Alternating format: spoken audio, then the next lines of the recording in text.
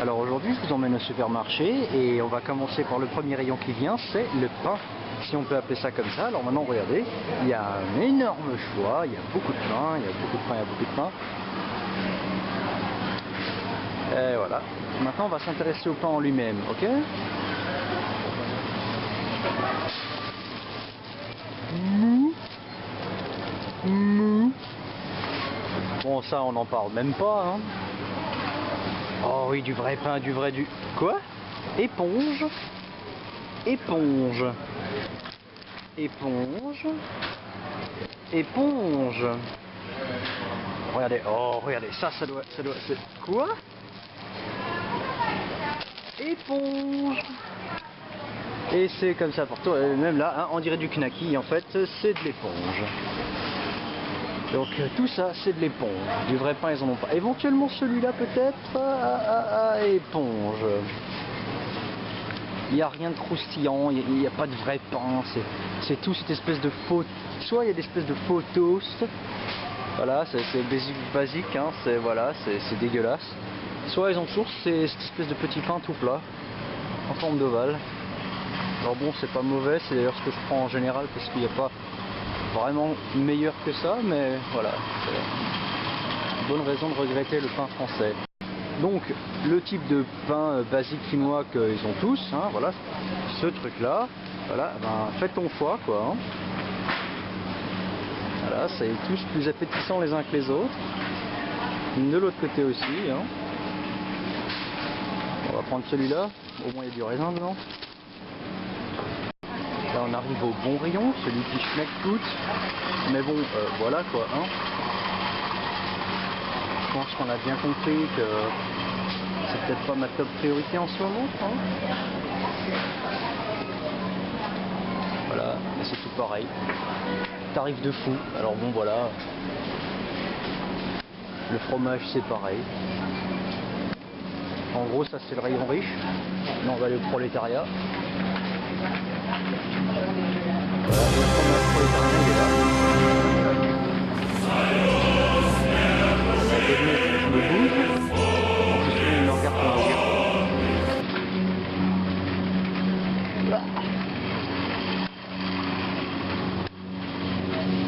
Tiens. Voilà, hein. Charcuterie. Voilà, le rayon charcuterie, donc il y a trois mêmes marques qui se... Allez, trois, voilà, il y a trois marques qui se battent en duel. Et le truc que... Voilà. Excuse me, no problem. Thank you very much.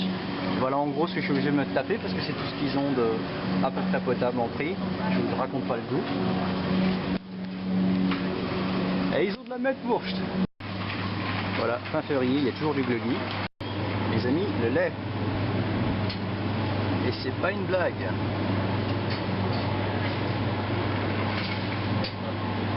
Bon, ça c'est le super lait de la mort qui tue, biologique, machin, et tout ça, le seul qui a du goût. Voilà quoi, le lait. Là. Bon, j'hallucine quand même un peu. L'avantage pour le lait, c'est que comme vous le voyez, il y a énormément de lactose, donc sans lactose. Et la Finlande est très touchée par le problème des allergies au lactose. Donc vous voyez qu'il y a énormément de produits qui sont sans lactose. Donc, au moins il y a du choix. Et parce qu'il n'y a quand même pas tout à jeter. Et oui, il y a du Mezzomix, on se sent presque à la maison. Petite note sur le pommade, voilà c'est ça. En gros c'est du champomis mais dans des bouteilles normales et donc ça coûte pas, elle a le prix d'une bouteille de champomis. Et le Dr Pepper, ça fera plaisir à Anne-Sophie, et oui. En grande bouteille. J'attire votre attention sur la marque Yafa aussi, qui est la marque de soda. En fait c'est un peu comme pour nous l'Orangina, sauf que eux ils font vraiment dans tout. Voilà, Yafa fait toutes les variantes. C'est une marque, elle est même souvent plus chère que les originaux, donc c'est assez impressionnant. Pour le jus de raisin, accrochez-vous, voilà le seul jus de raisin que vous trouverez réellement jus de raisin, et encore, parce qu'il y a ce putain de fruit rouge là, et c'est impossible d'avoir du jus de raisin sans ça. Déjà c'est toujours un jus de raisin complètement mixé et tout ça. Le bon vieux jus de raisin à maman, hein, c'est fini. Je peux pas, il n'y en a pas. Hein. Dès qu'il y a du raisin, il y a autre chose. Donc voilà, les jus de fruits c'est assez limité. Et je plaisante pas parce que même si tu essaies d'aller dans les marques, non, il n'y a pas de jus de raisin ici. Le jus de raisin ça n'existe pas. Donc j'ai même testé celui-là. Et même si c'est pas dessiné dessus, c'est pas, ils ont mélangé avec avec ça. Je le hais celui-là. Bon, alors je vous disais ils ont pas de sirop, en revanche ils ont ça. Même principe, tu mélanges avec de l'eau et t'as une espèce de sirop. Par inconvénient c'est qu'avec des fruits rouges, donc il n'y a que ça. En gros c'est du concentré de jus, du concentré de fruits, pardon. Voilà, avec des prix plus ou moins variés, hein. Pareil, ça peut aller loin, ça peut aller très loin. Donc voilà, en fait on a un très bon contraste, voilà. Je suis de qualité, je ne suis pas de qualité et je coûte quand même 3 €. Voilà. Bon, c'est très chimique, hein. Là, pareil, hyper chimique, mais quand même avec un prix très attractif, n'est-ce pas? Donc bon, bah pour les jus, hein, on se tournera plus allègrement vers les jus de base, hein, qui ne coûtent donc que 1 € et qui font très bien l'affaire. Spéciale dédicace au Coticalia, qui est le seul équivalent au Maltzbier que j'ai pu trouver ici. Alors bon, c'est pas tout à fait le même goût, mais ça y ressemble à peu près. Et on remarquera quand même que, là, fais le zoom, voilà, il y a de l'alcool dedans. Très dangereux. Et donc taxé, mais bon ça c'est pas encore trop cher. Ils sont très amateurs de cidre aussi, comme vous aurez pu le constater.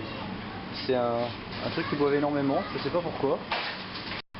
Voilà, du cidre, encore du cidre partout. Voilà, le cidre c'est bon, c'est génial, on aime le cidre. Le cidre d'ananas, c'est parfait. Comme disaient les Grecs, original, original. Ici c'est donc mon centre d'approvisionnement principal avec le K-Market qui est là pour les produits un peu plus luxueux qu'on ne trouve pas forcément au Lidl qui se trouve au fond, la Poste, transport en commun, une petite librairie, mais bon ils vendent que des livres en finnois donc je capte que dalle pour le moment, mais ça va venir. Le Antilla au-dessus, il y a plus des produits de maison, on va dire.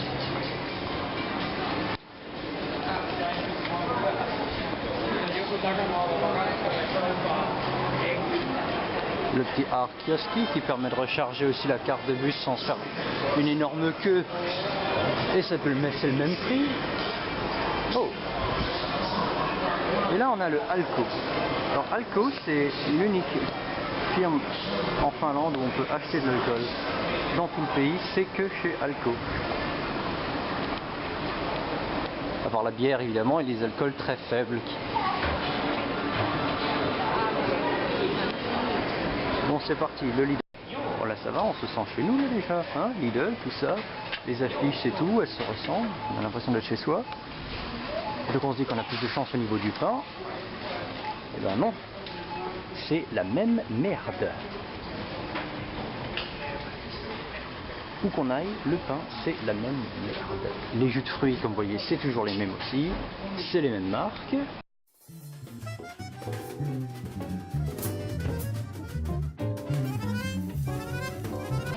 Pareil qu'au K-Market. On est fin février et il y a toujours du gluggy.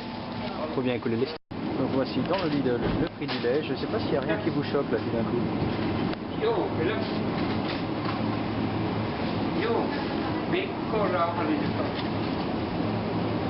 Le rayon désespoir.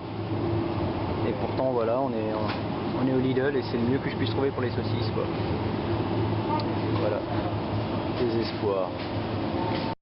Bon par contre, merci Lidl. Et oui, parce que c'est la poêle, elle est là. L'endroit vu de dehors il commence à se faire un peu plus sombre. Et je vais me mettre en route pour rentrer.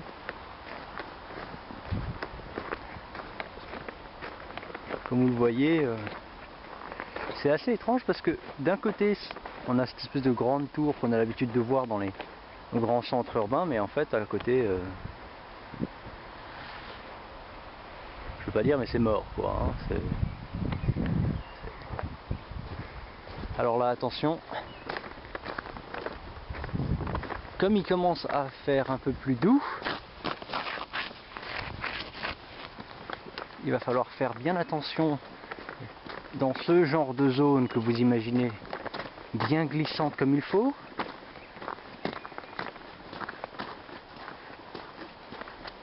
Ça donne une idée aussi un peu pour la neige, hein. Je crois que je vais laisser ça le temps d'arriver en haut, hein. Sur le chemin, donc pour rentrer, la tour elle est là, et derrière, bon, c'est ça. Ça fait une belle vue, n'empêche, mais bon, eux ils ont le balcon et la vue. Moi, bon, je suis pas jaloux, hein, non, pas du tout. Ce que j'aime le plus en fait en prenant le chemin pour rentrer, c'est justement cette impression de pas du tout être dans une ville, alors que finalement Espoo est quand même censé être la deuxième plus grande ville de Finlande. Et en fait, il y a plus d'espace et de tranquillité qu'à Artsenheim, donc c'est dire.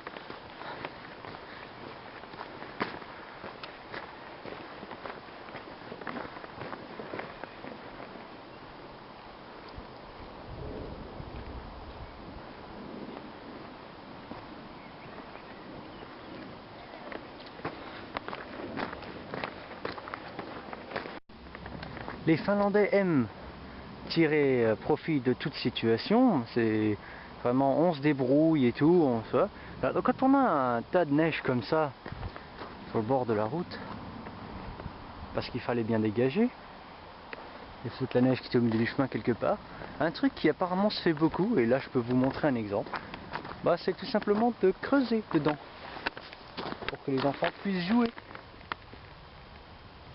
Des fois c'est bien plus gros que ça d'ailleurs. Et comme ça, un gros tas de neige bien gênant bah, devient une aire de jeu. Un de mes passages préférés. Le bon vieux pont. Bon là on arrive quand même justement dans la zone où moi j'habite. Un peu plus dense hein, au niveau des immeubles comme on peut le voir.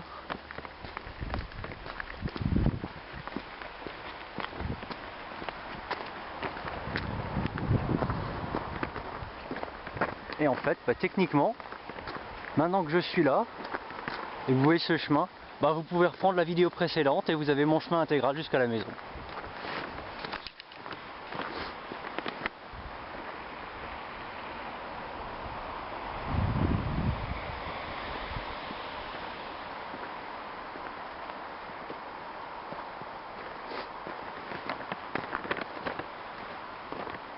Voilà.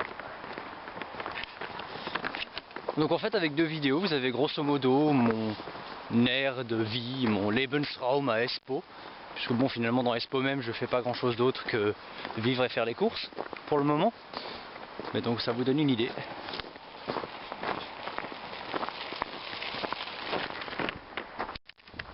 La gueule du type qui vient de passer à vélo en me regardant parler à ma caméra. Quoi ? De Laurent Barre.